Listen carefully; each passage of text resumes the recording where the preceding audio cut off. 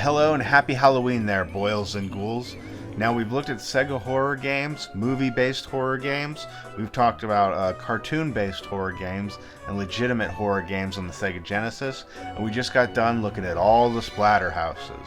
So let's change gears here a little bit, and let's look at new Ghostbusters 2 on the NES.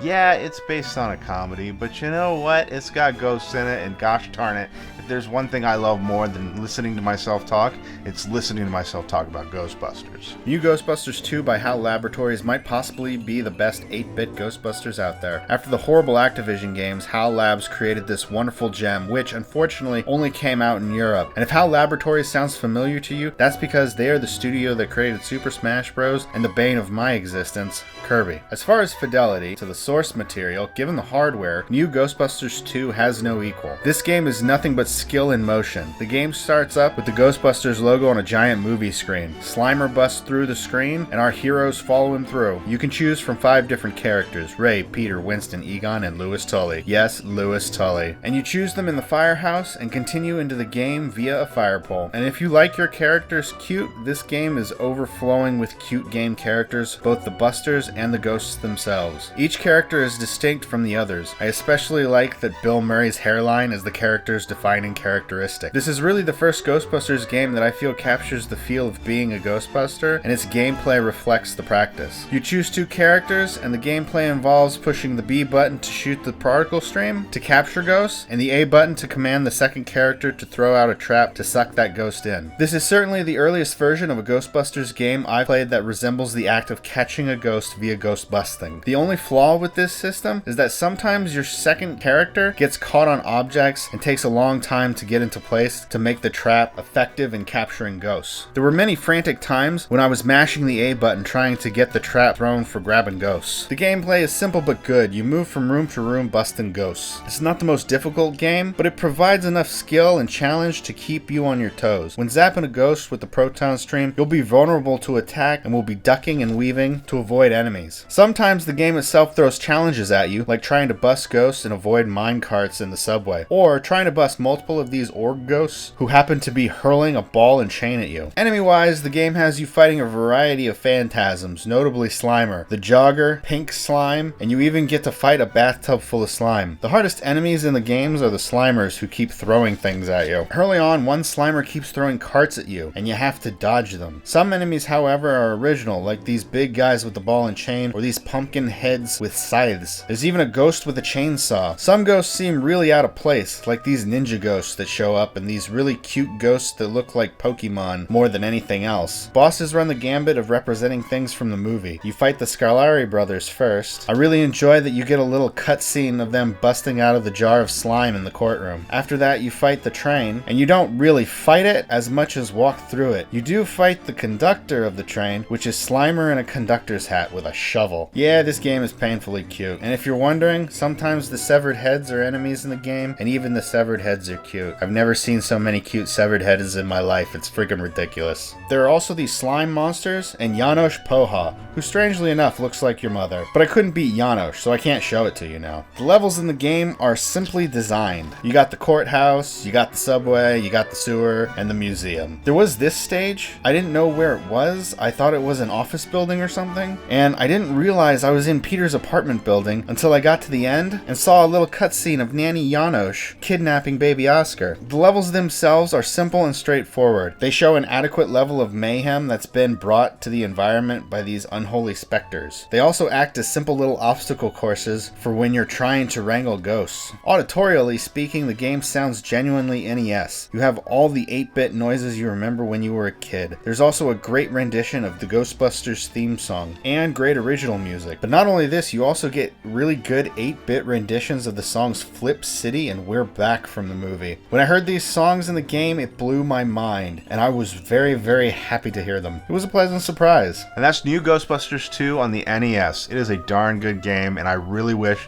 that there had been more Ghostbuster games like it for all those older consoles. Because, I mean, honestly, it's such a fun little game. If you can find it, buy it. I recommend it. If you enjoyed this video, please subscribe. Subscribing really helps the channel. Just click this button here, right here. Can you see it? Alrighty. Adios and happy Halloween.